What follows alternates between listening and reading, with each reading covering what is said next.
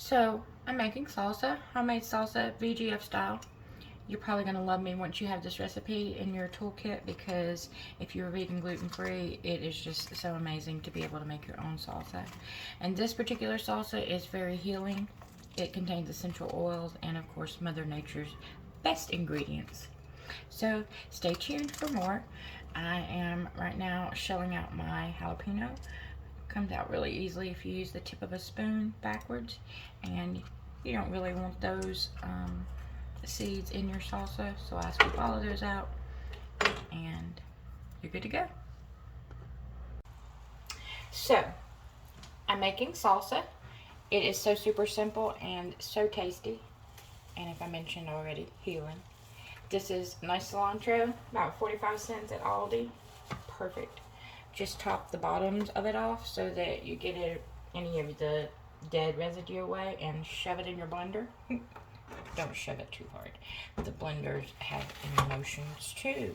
I'm only teasing, but seriously, if you put too much in a blender, it does not go well.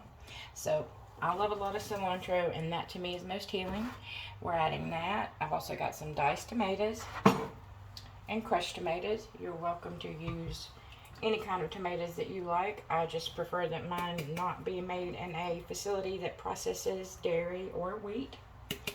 These are good to go, and they're from Aldi, and also less than $1 a can. And we've got spices. Garlic, minced garlic. I love to add a lot of garlic because garlic has so many healing properties. And you can of course add the seasonings that you like. I've got some black pepper, cayenne pepper, depending on how much heat you're looking for. Pink Himalayan salt, crushed red pepper, again for more heat. I always add a touch of turmeric. Turmeric and black pepper have so many healing properties that it's just phenomenal. So I add just a touch in there. Gives it a nice little bit of color also. Cumin, and last but not least, some lemon essential oils. Sort of like a preservative, lets it last a little bit longer, and it goes a long way, so you only need one drop. And then you just turn your blender on, mix it all up, and you're good to go. But you can't forget the jalapeno pepper because it gives it such a nice flavor. So I'm adding in the jalapeno and a little bit of fresh tomato that I had, and some more onion, purple onion. I love it. I love getting my colors in my food, and I'm going to blend it up, but I will save you that silence and be back. One of the key components, of course, to any sauce is a lot of salt. So do not be afraid to use plenty of pink Himalayan salt. I use, let's see, half tablespoon, probably about 5 of those, so 3 or 4 tablespoons. And just on another note, don't be afraid to listen to your body when you're making the salsa, because, you know, it gives us so many clues of what we need and what will serve us well.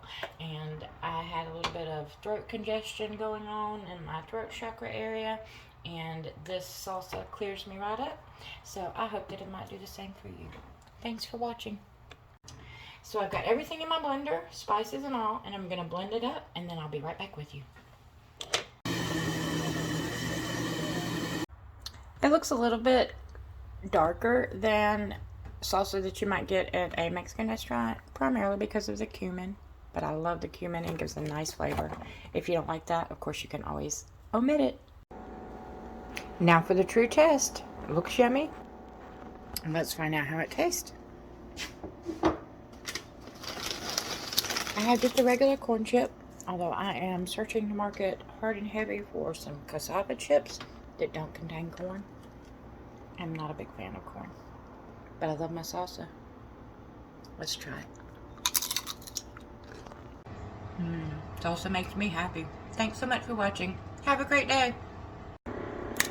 I love the nice green colors. So healthy, so healing.